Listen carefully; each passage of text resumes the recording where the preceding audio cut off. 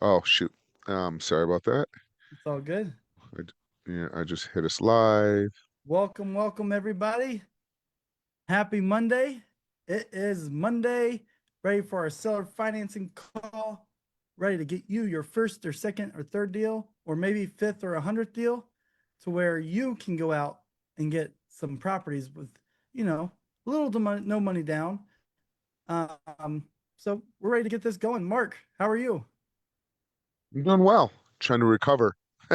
I'm actually, as you can see, I'm sitting outside. I'm in Lake Tahoe at the moment, Lake Tahoe. Is trying to that the get. lake behind you? No, actually, we're kind of the woods are kind of behind us. The lake is probably, I don't know, it's about 10 minutes away. It's not too far, but it's really good hiking and really good scenery. It's kind of like on a ridge, so we can kind of overlook everything and kind of see everything down in there. Okay, So, awesome. yeah. Awesome. And how long are you gonna So, be gone? um, I don't know yet. You know, you see me how I kind of roll. I just kind of move things around and kind of go with it. At the moment, towards the weekend, but we may end up we have some other friends and so we're in South Lake Tahoe at the moment. We have some friends over in the north part, Truckee, so we may go up there and spend some time with them. So we'll see how that goes. All right. Okay, Trying to awesome. yep. So yeah. So looking So at trying to get this Facebook thing lined up here. I mean, usually I they usually have two all, monitors, and I don't oh today. yeah. All right. All right. So it's So real quick, while he gets that all situated, I just want to introduce ourselves. I'm Matt Atwood. This is Mark Monroe. He has crazy experience when it comes to seller financing and creative financing strategies across the board. He has done over 500 million in transactions when it comes to seller financing, which is just crazy. And he's been doing this for 30 years. So he's got the experience, he's seen it all. And you know what? He's ready to help you learn how you can go out and do the same thing that he's been doing over the last 30 years and go out and do it to your own portfolio. So, real quick, I just want to let you guys know this is a call for you to ask questions. Do not be scared. Do not be timid. Do not be nervous. There are there isn't any stupid questions out there. Everybody has to start somewhere, and we all have to learn at some point. And so, if you're a beginner, awesome, welcome in. If you're somewhat familiar with real estate already and have a few deals, maybe up to 5 to 10, welcome in. We're glad to have you. There's always learning to do, and we are here to help you go out and learn. So, Mark, how you feeling? Good? I feel great. Actually, my allergies are kicking in out here, but I feel great. So I can't see any questions over on Facebook for some reason. My computer's only sticking right here in Zoom. So, but I'm sure you'll probably start promoting people or having people join us so they can come over and ask questions. But everything's great. Can't complain. I see Tyrone's in here. Good old Buffalo. Well, actually, no, you moved to Florida, so nice. How you doing, Matt? You feeling better? I'm feeling good. I was a little tired over the weekend from the conference that we had. But I'm feeling good, energized, ready to go out and crush it with people and help change some lives. I did I just was post. shocked. I was shocked how like beautiful your Cincinnati is. I Yeah, never. It kind of blew me away. We did drive through a couple of areas that were a little bit rough, but it was overall down in the water area where you took me was very shocking. So thank you for the invite. I appreciate it. Cincinnati. I mean, I'm telling you, it's a little hidden sleeper. That's why everybody's starting to move here. There you go. Let's see. I get a text. Hopefully everybody can get on. Okay. Whoops. So yeah, it's so weird. So my computer's stuck right here. I can't see chat questions on Zoom or Facebook, so you're gonna have to be my eyes. I got you. Perfect. Let's bring some questions on. All right, let's do some questions. Also, let us know where you guys are tuning in from, whether you're your state. We would like to know your city, preferably. Put city and state for us. That way, we can know what type of area you're investing in. Also, if you're investing in somewhere different, let us know that as well. We just want to know how we can help you and how we can come out and just be able to answer these questions to our best of our ability for you and your market. So we got Ottawa, Ontario. Welcome, welcome. That's in Canada. And then we got Chattanooga, Knoxville, Tennessee. Awesome. Welcome. Rockford, Illinois. Awesome. Illinois or Illinois? Which one is it? The ketchup or, you know, Awesome. Yep. Yep. hot chip We or got ketchup. over on Facebook, we got Jamar over in Minnesota. Welcome in. Harrisville, West Virginia, but she's investing in Michigan and Tennessee. Awesome. Clearwater Beach, Florida. Welcome in, Alyssa. Awesome. We got Findlay, Ohio. That's up there just south of Toledo. Awesome. Welcome in. Welcome in. Hope you guys are having a great day. So, this is a time for you guys to ask questions. You can either raise your hand, ask questions out loud, hop on, unmute your mic, or just drop them in the chat. I'll read them off. I prefer you to ask them. That way, you can have more of a dialogue and you can get um, a better sense of how things are going for you. So, Yeah, I got a question. what's up, What's Tyrone? your How are you? not bad, man, not bad. Had a 5 hour drive back home, so just getting back settled in and back to business. There you go. Yeah. So what's you guys' favorite lead source as far as when you're sifting through these and you're looking like do you guys have a favorite lead source? I guess open for everybody. So my favorite lead source is bird dogs. That's my favorite lead source. I might have talked about that the other day when we were chatting a little bit, but you know what a bird dog is?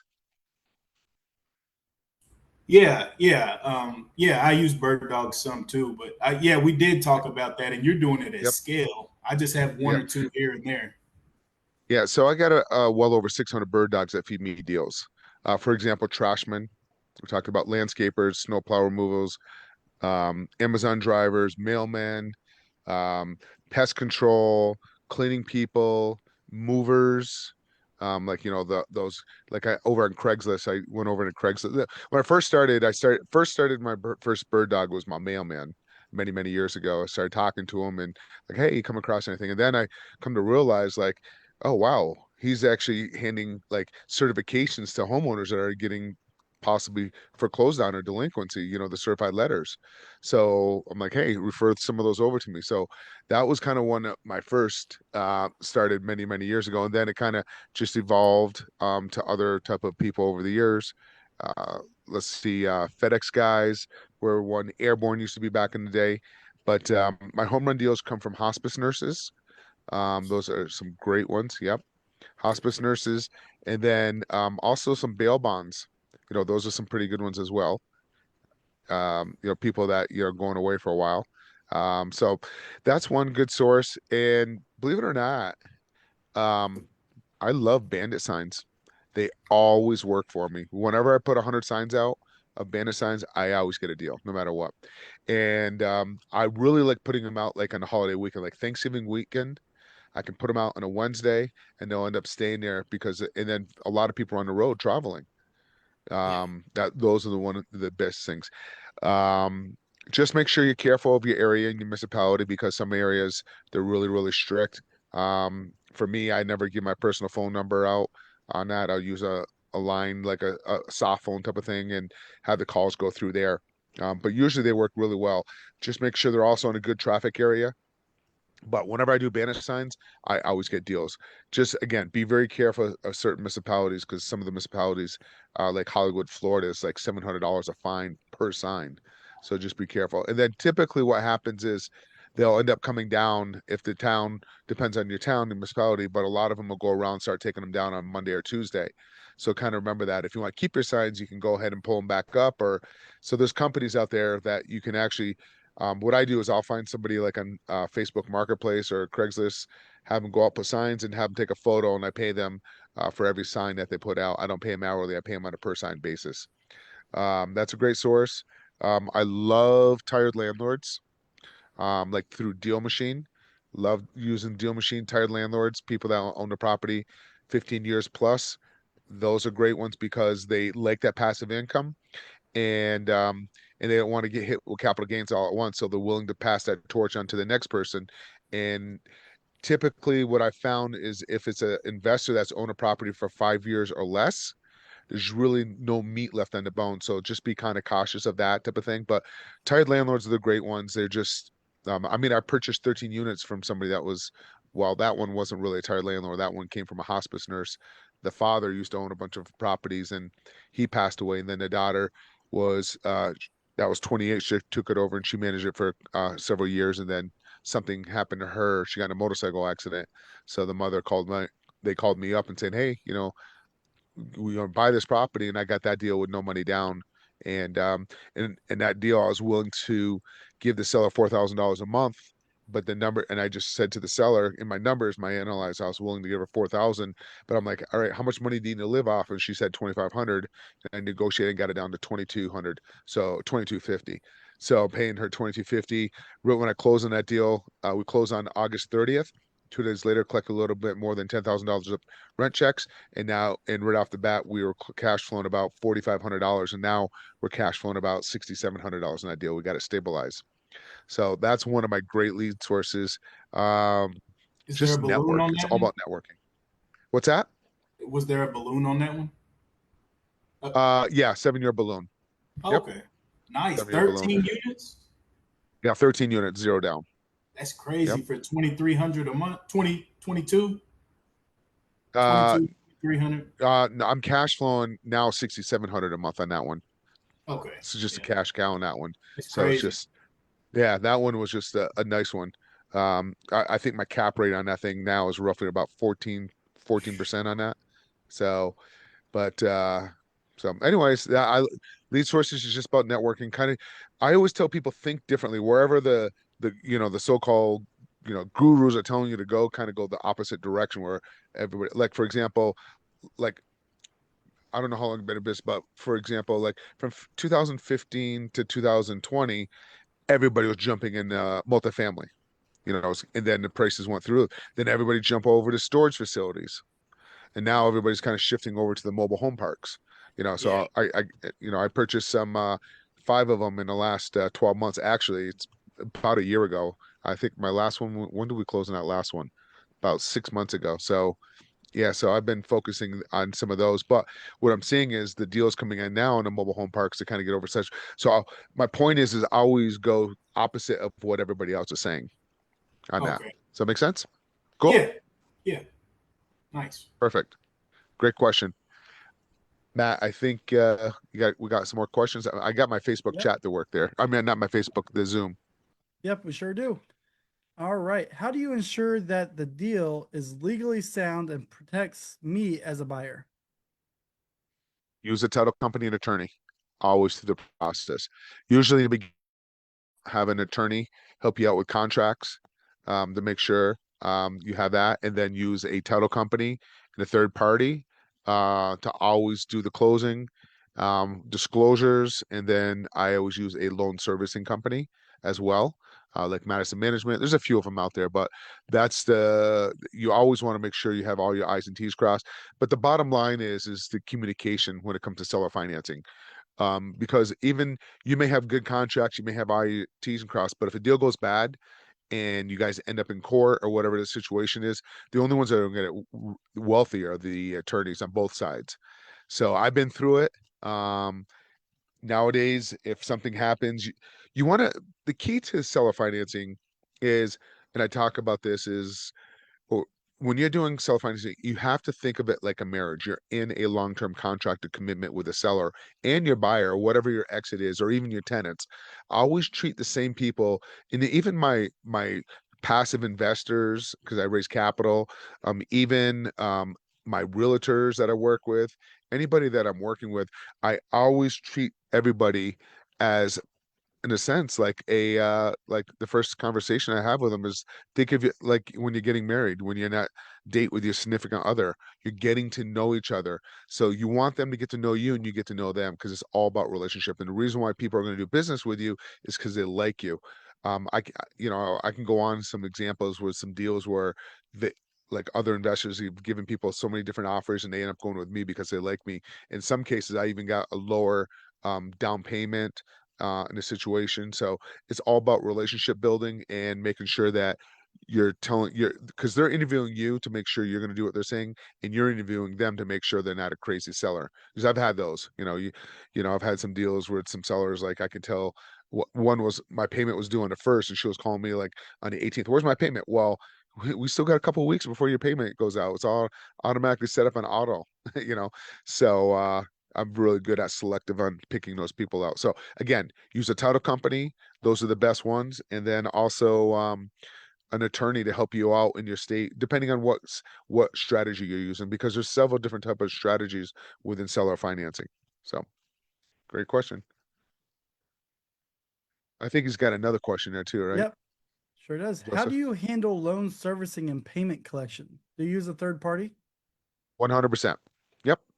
Easy setup. Now, one thing keep in mind, they're going to charge about $30. So if you're going to wrap it and you're selling it in seller financing, usually what I do it in the beginning with your title company, have them responsible for the servicing fee. Otherwise, you as the investor, if you're structuring it, you're going to get stuck with that. And if you ever decide to sell that note, because there's another whole market here, you originate deals on the front end, you can sell deals into seller financing. You technically, if you need capital, you can go ahead and sell that note if you choose to. For me, I like the passive income, but there's another whole strategy where people go ahead and they create seller financing deals and then they sell the note in the secondary market. And there's some big conferences on that type of stuff. But yes, always use a loan servicing company. Highly recommend it. All right. And then which states are the best regarding the legal requirements and disclosures for seller financing? Um, there's a lot of states. It depends on the states.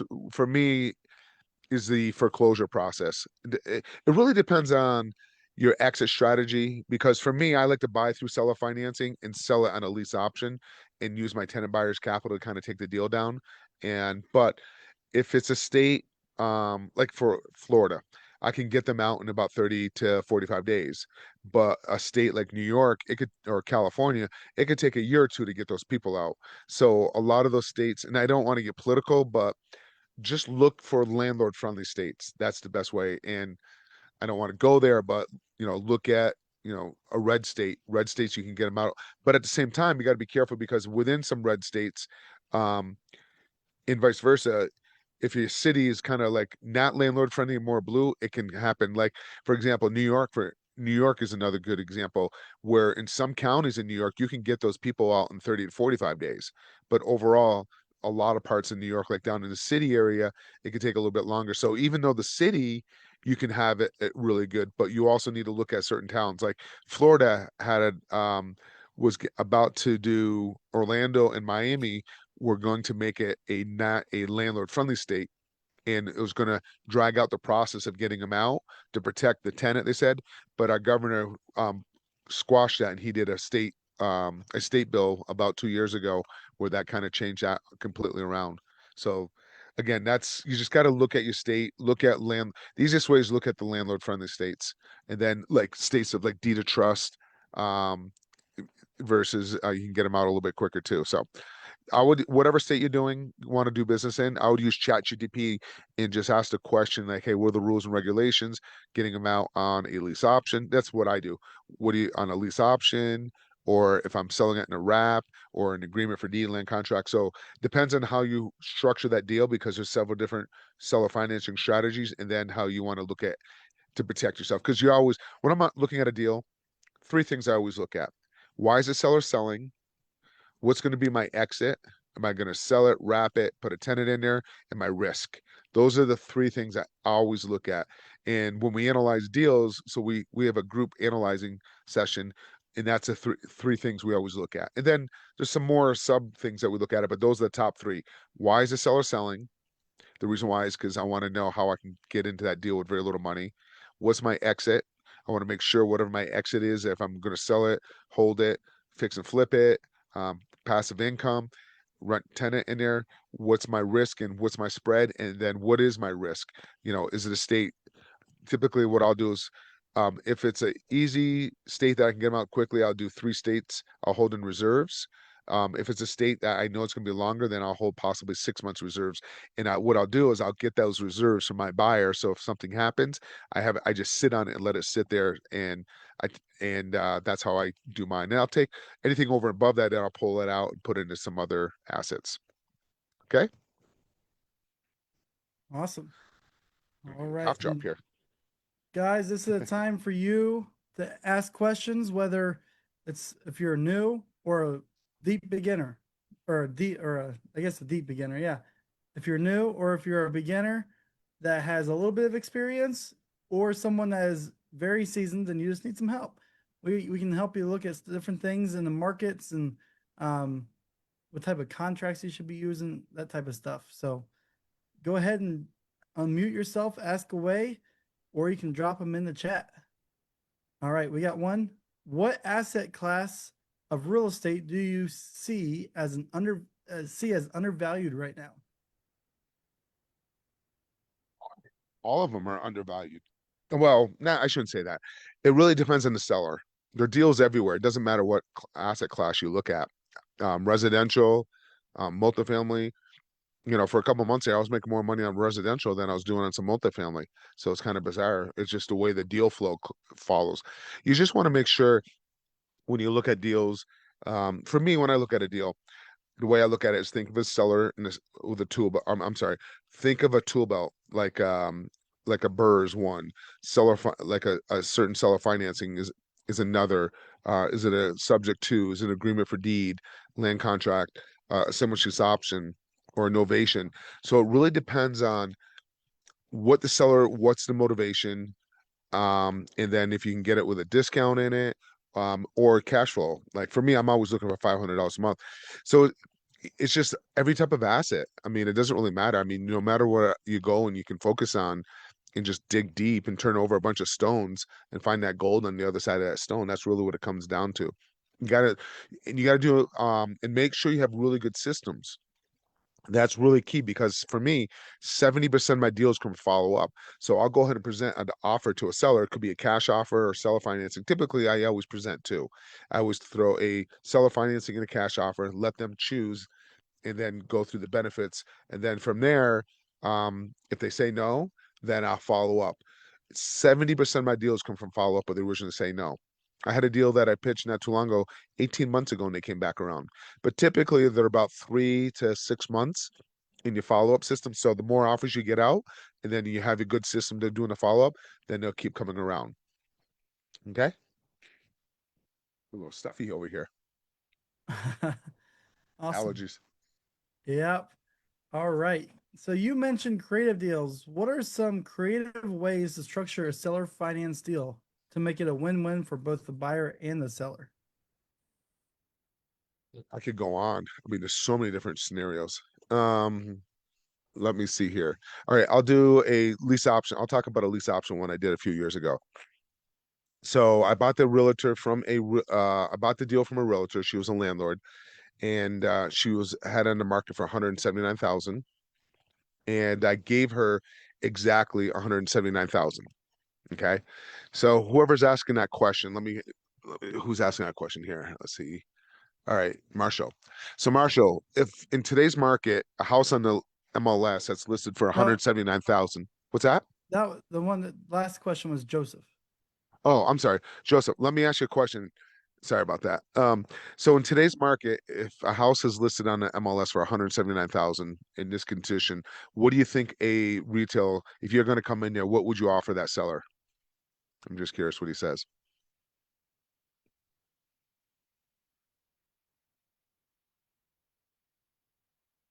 Matt, what would you offer seller? Yeah. Oh, there it is. Did he Oh, post that's it? Hi, guys. Yeah, I'm not really sure. I'm starting to get, looking into seller financing, and I Sure. think a lot of things are dependent on what the offer would be. And I think my question is kind of based around that. So I know maybe you could put more money up front and have less money on the back end. So So let's take out the seller financing concept. But traditionally, if yeah. somebody has an MLS, what do you think and they're going to go through the traditional financing? What do you think that they would offer in today's market condition? I don't really have an answer. I'm not sure. I mean, I think a lot of things would depend on it. You'd have to look at the comps in the area and other, Would you? look at the property. Sure. So Matt, do you have an idea? What would you offer? I just want to give an example. So for me, Well, I would well, probably go so over if the the house price is one more listed on the, time. yeah, 179. If it's on the MLS right now and they have it listed for 179, what would you offer I would offer roughly? them full price. You in today's market, not seller financing if you're going to go out and get a loan. Oh, if I'm going to go out and get a loan. Yes, Oh, not seller financing. 150. Okay. All Uh, right. And when you negotiate it, when it's all said and done, what do you think you'll end up with? Probably 165, 160. Yeah. Okay. So let's say 160. Do you And I mind if I sell ask why 150? 150. Okay. Yeah, no, I'm When, asking. Do you mind if I ask why would Adam offer 150? What it's would be the circumstances of why you would come down? You said be, 179 to 150, so basically 30,000. yeah. I mean that's because the homes are sitting in the market right now in this condition. Yeah, What would you offer? a lot of homes are Yeah. sitting, and people weren't offering full price like they were 2 years ago. And So go ahead. So the reason why I ask that question is because I know most of the time when we look at ARVs and things of that nature, we go all the way back to the work that needs to be done as opposed to the comps, and we look at square footage, et cetera, et cetera. And we only go up to 75%. That's on that. But if it's a typical house that doesn't need crazy rehab and it's Okay. live-in condition, and that's it's on the market now. Don't forget, it's on the typical market where a typical family would want to come in and buy that as a primary. Okay, so that was the part that I missed. The fact that it's living ready. Correct. Okay. It's on the So MLS. Typical. Yeah. So what do you think you would offer in something like that? 140, 150. Yeah. I would Okay. offer the lower end to make them negotiate up Exactly. because we've always been taught to negotiate the lower end and, come to a middle ground. Okay. Yep. I totally agree.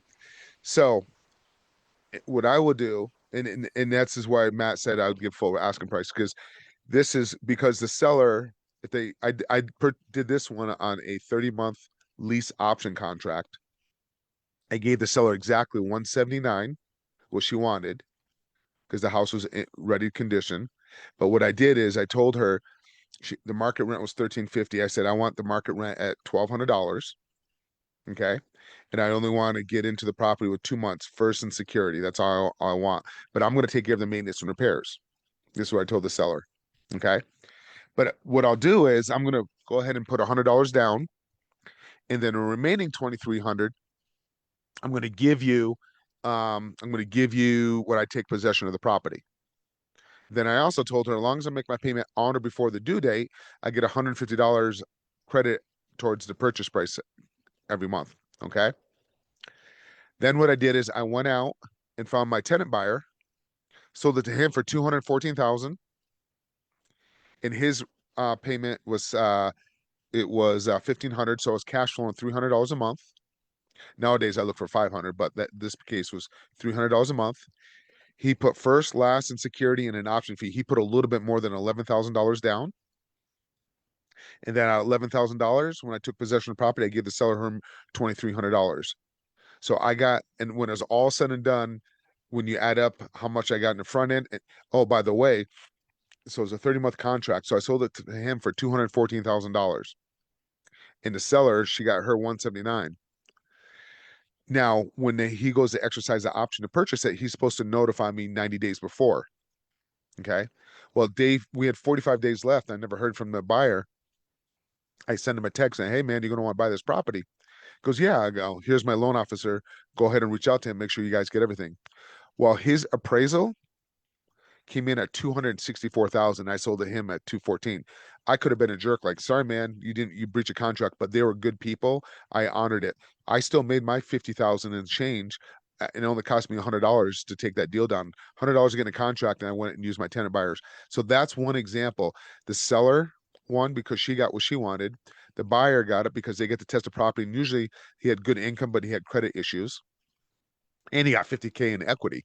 Usually it doesn't happen out like that, but that was kind of through the COVID process on that particular property. So, anyways, that's an example of one. I could give you many other examples, but you want to, I'm giving the seller what they want.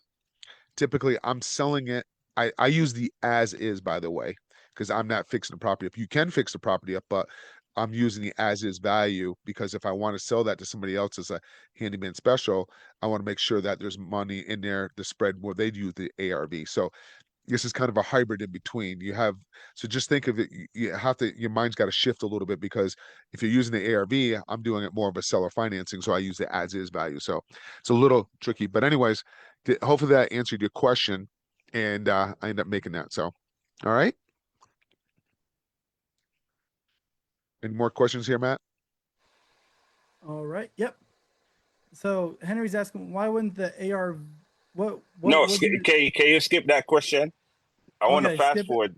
Yeah, I want to fast forward. So Okay. you said give the buyer what they want, right? So when we go to the Burr system, this doesn't apply, correct? It's another whole strategy. The Burr is Got one you. strategy. Okay. So the strategies are based off of what the seller's needs are. Okay. And a lot of times these are nice turnkey properties. They could be a brand new build. We don't have to do a thing. So it's just a different alternative strategy, seller financing. But and I have purchased seller financing. I'll give you an example of one that was kind of a burr. So I purchased one through a seller financing strategy, and the property needed this one needed I think about this one needed about $70,000 worth of work, and the seller's open seller financing. I went under contract with the seller in the and I my price was way below. It was kind of like the strategy, the burn method. I was like around like 65%, 70%, whatever it was. And I also structured it where I did not have to make any payments for 6 months. And the only thing I had to do is my tax insurance. And then when it's all said and done, in 6 months, then I just turn around and refinance it and get and pay the seller off. And we end up just doing we end up using some credit cards on that one to fix it up ourselves. And that's how we end up structuring that one. There's another one where one of my members, so she found a subject to deal from a seller. She was 2 months behind, and the property needed $37,000 worth of work. Okay, but she didn't have her capital. She didn't have any capital because she was working on a fix and flip. So she was just going to do an assignment. She was going to wholesale it. She was going to wholesale it. I'm saying, all right, how much are you going to ask for? She said $15,000. I go, when it's all said and done, you negotiate. What are you going to end up with? She goes, I don't know, $8,000 to $10,000.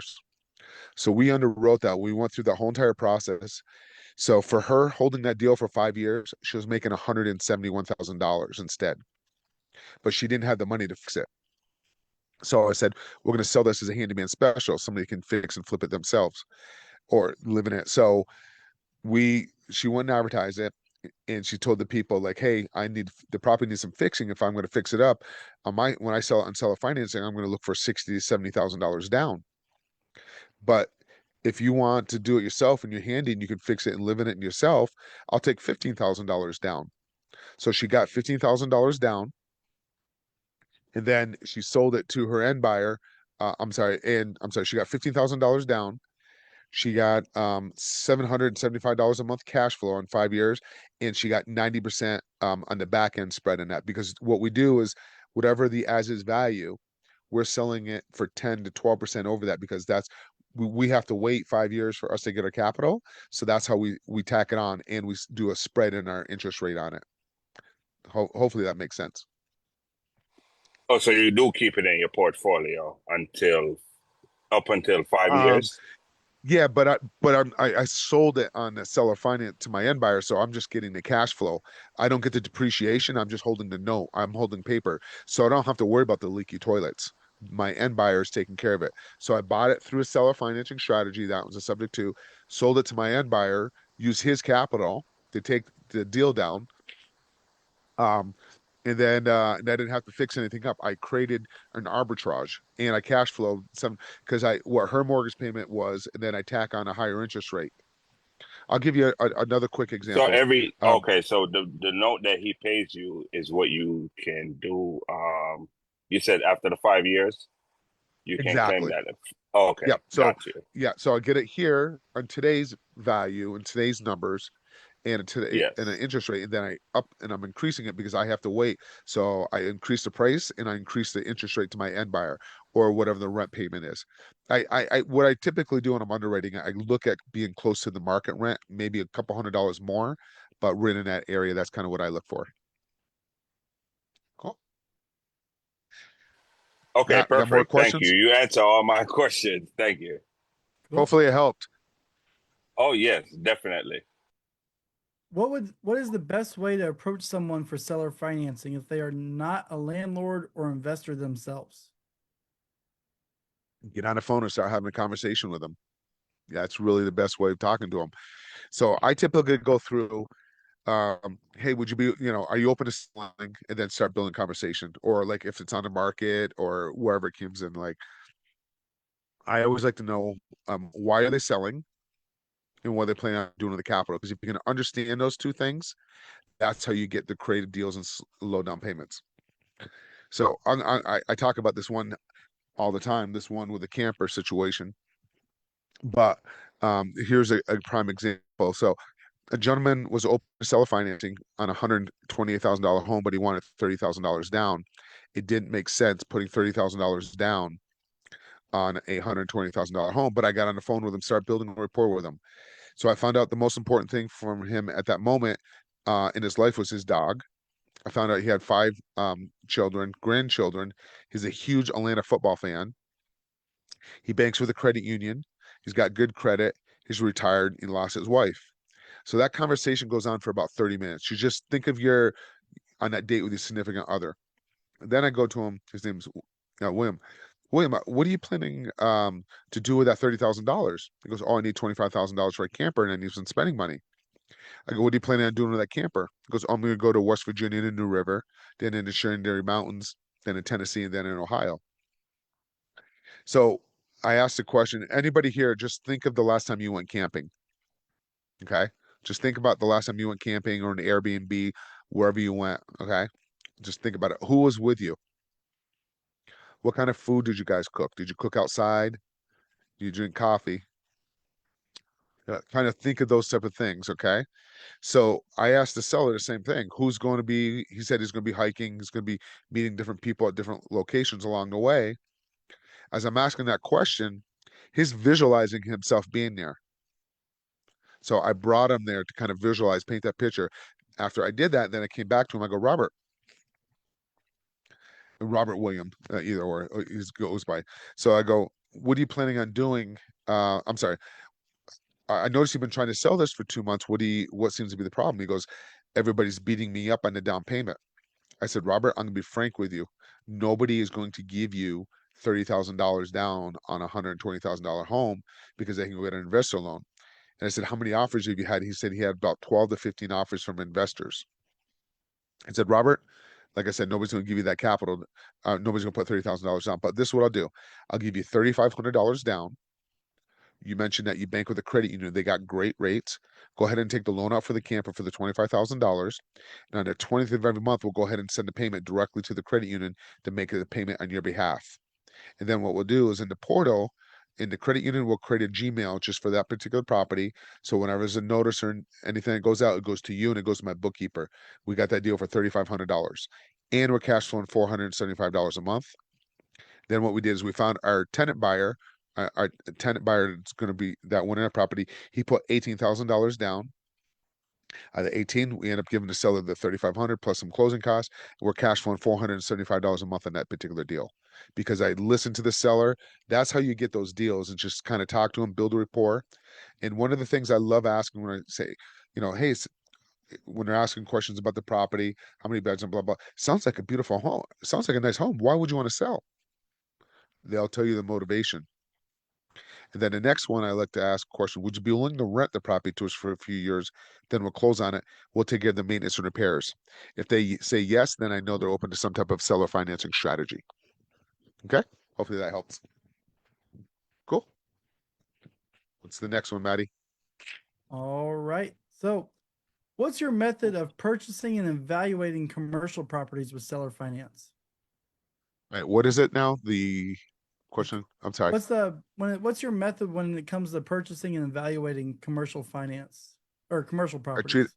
Yeah, I treat it just like a residential. Anything, all the numbers the same. You will go through the same motions. Why the seller selling, what they plan the capital, how much does it need any money to put into it? Is it a value add play? What's the cap rate? You just kind of go through the motions of just like any other type of property instead of using, and then instead of having to go raise capital, I like to use the seller's assets as my capital and structure a low down payment as possible because I have to fix the property up. I got to do this, this, and this to the property to the seller. Um, that's kind of usually it's a long answer, but I mean, there's so many different levels in it. You have to kind of really look at the deal, break it down, analyze it, find out the seller, really the motivation. It all comes down to the motivation of the seller, why they're selling and how you can get into it with very little money down. I don't like to put a lot of capital down. Um, I always love to figure out ways how, but you can bring capital partners in. I do it all the time. Like something like in a commercial deal, typically I will end up bringing a little bit of capital partner into the deal because those type of deals are going to need a little bit of a down payment, and you may need some capital to do a value add if that's what you're looking to do. And then after you get it stabilized, you can refinance it. That's typically what you'll do on something like that. But if it's turnkey or you don't have to put a lot of money into it, straight seller financing, I mean, you could do it that way. Okay. Okay. All right. And then how do you choose the right contractor or find the lowest priced rehab companies? How do I find a good contractor? Just the um, word of mouth, um, interviews, make sure they're good, look at the reviews. Just your typical go through the process. I like referrals. That's typically what I like. A lot of times the realtor may refer somebody over to me, but I've noticed you got to be careful there because sometimes the realtor may be really close to that contractor and they can be working together. So sometimes I like to get a contractor referral from somebody else from one realtor and then maybe a different realtor to kind of go behind and check on it. And then I always have a contractor because a lot of my deals are virtually. Like, I would say 90% of my properties I never step foot in because I do properties all over the place. So I had one in Jacksonville. The guy will send me videos every day, came up no problem. And the realtor would go in a couple times a week, check on it. And like in the second bathroom, he went and put a laundry room sink in it instead of a regular sink in it. And because of my realtor going in there, she noticed it and he got it fixed pretty quickly. So hopefully was it two questions to that one or is that it? No, it was like also, or do you find the lowest priced rehab companies? So getting quotes, bids. Usually what I found when you go too cheap, it ends up costing you more in the long run. That's my personal opinion. So I like to try to find somebody and they can get it done quickly because if they can get it done quickly, but honestly, I haven't been rehabbing. I don't like to do the fix and flips anymore. I'd rather structure the deals and create the passive income and go on to the next one.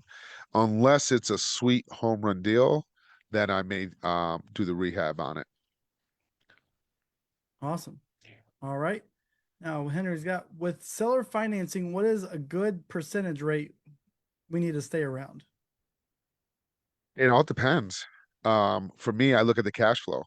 Like for example, like the lady that I was talking about, I was okay paying $4,000, but she was okay taking all the way down to 2250. In that particular case, I think the interest rate was like almost like 2.15 or something like that in that one. But then there's somewhere I went 8%. So for me, I look at the cash flow. That's something I look at. Rate, I don't care so much. We're just looking at a deal today, underwriting it with one of my members, and he's at a current interest rate now at 2.75, but he's got $400,000 equity where he could take that capital and redeploy it into probably, I'd like to put worst cases like $30,000 down per deal. If you're doing it seller finance, he can end up buying another 7, 8. So he can his cash flow $800 a month on that 2.875 and said he could be cashing over about $3,500 a month. So I don't really look at rate. Yeah, it's always good to negotiate, but for me, I always look at what the monthly payment is and what the seller's looking for, and I back it in. I back my numbers the other direction, and then I see what my rate is. Okay. Awesome. All right. And guys, hey, Mark does have a coaching program where he helps you understand how to do seller financing. It's more of a group coaching where it's like this Zoom here, but you get multiple of them and we can go way deeper. People that are on learning more and more, and so you can take it deeper. Right now we're just scratching the surface of just what we can do. So I'm going to put a link in the chat here. Let me pull it up. I'm going to put the link here in the chat. This is for you to go on and just schedule a call with one of our team members to see if it's a good fit for you. Um, Again, Mark does have a ton of experience. He has where'd the link go? I lost the link. My Zoom, my notes just closed out. I have to pull that back up. So Mark has a ton of experience ready for you to learn from. He's gone out and made the mistakes so you don't have to make those mistakes too. So he's learned from them so he can help you avoid those mistakes and he can help you out and experience how to do this right.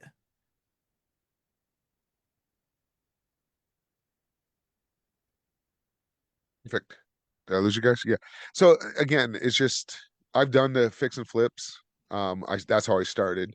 And then kind of evolved, and then the holds, and then now I do seller finance. So it's just adding more tools to your tool belt. Again, it goes to your sellers. I mean, how many times you had to turn a deal away because the numbers didn't work or the seller needed certain things? So then you just come up with another strategy. So I always do a cash, you know, the ARV strategy type of situation. That's one when I make an offer, and then I always do a seller financing offer and throw it to the seller and determine on what the sellers need. I mean, I've even done a deal where I structured it with a seller in a commercial deal where they held off. So I got a low down payment and they were looking for a certain dollar amount. I'll give you a quick one. I did 61 units in where was this one? I want to say Alabama. I don't remember. Yeah, 61 units in Alabama. The seller wanted $5.7 million for his property, but realistically it was worth 4.5. And I said to the seller, all right, I'll get you your 5.7, but you're gonna $1.5 million you're gonna end up at the end of 5 years. So and I didn't have to pay any interest on anything on that. So I almost brought him in like a partners type situation. So I got it in at the 4.5, did a whole entire we did some work on that one. We did a lot of value add, and then at the exit in 5 years, the seller ended up getting their remaining 1.5 million on that one. So again, it just you got to figure out what the seller's needs are, and then you kind of understand the different ways of structuring it. I did another one.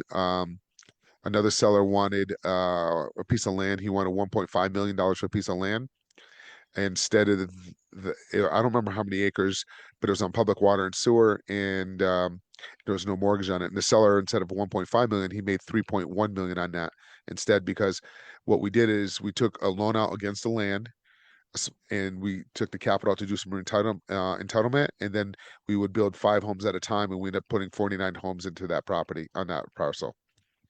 That was about 5 or 6 years ago in the Carolinas. Okay. Awesome. Cool. Guys, we have about 11 minutes, 12 minutes. Feel free to ask questions. This is your last chance to get some questions in.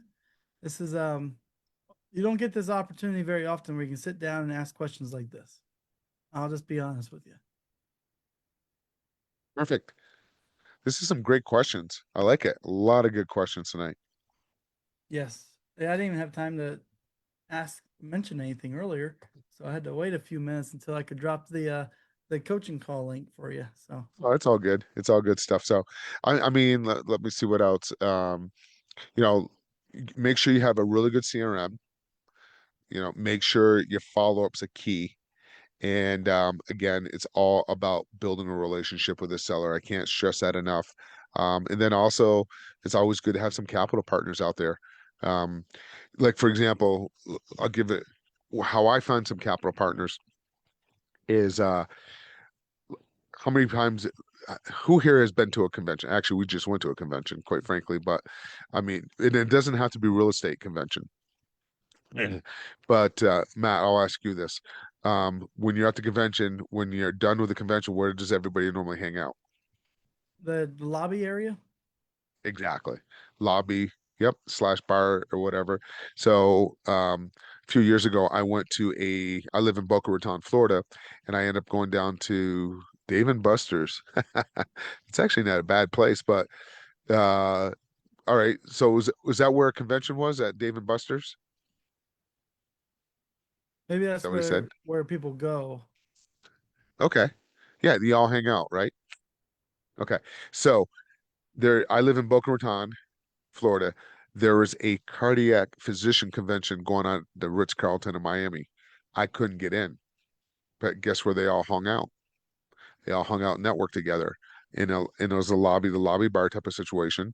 And I'm sure if there's some places nearby, I just started sitting down, talking to people. Oh, what do you do? Oh, I do a physician, cardiac, blah, blah, blah. And they said, what do you do? I'm like, oh, I'm in real estate. I love to get into real estate. I just don't have the time and energy. Ding, ding, ding. Well, I work with people such as yourself. We put the capital to work.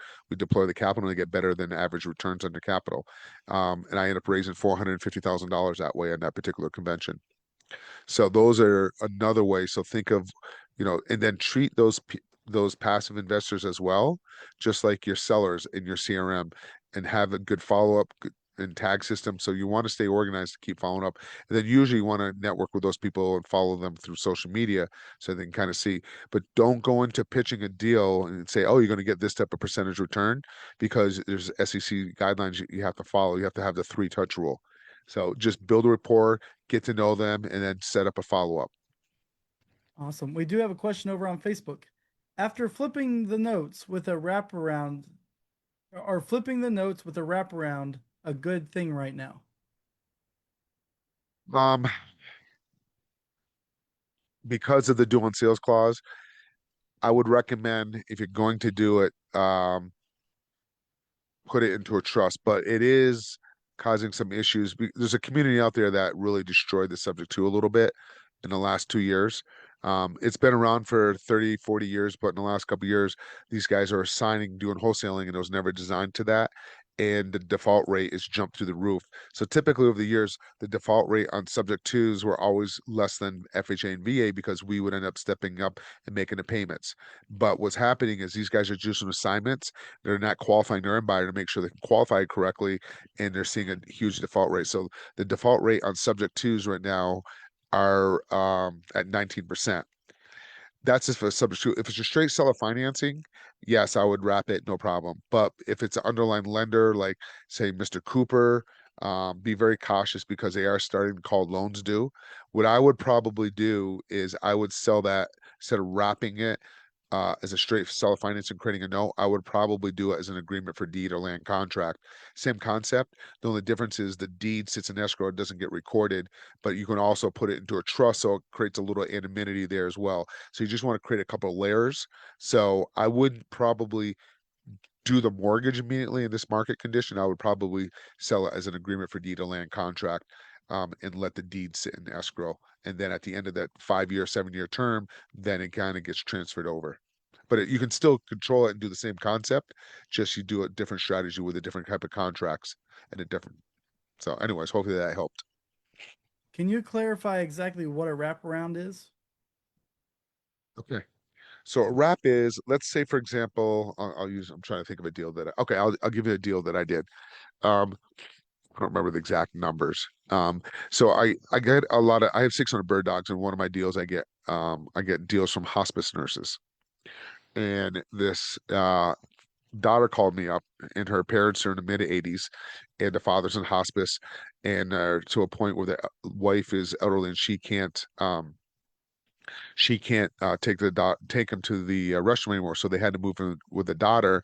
The daughter lived over 3 hours away. So I gave a cash offer and a seller financing offer. They went with a seller financing offer at a 4% interest rate. Okay. And my payment to them is $991 a month. And I got zero down in 2 months with no payments. Well, what I did is I got the property ready, cleaned up. I added $79,000 to the purchase price, and my rate to my end buyer is 7.75. So the loan with the seller is wrapped with the loan. So so I'm taking the seller's mortgage, that I did with her, and then I'm creating a new mortgage. So the difference with my mortgage and the seller's mortgage is all wrapped into one.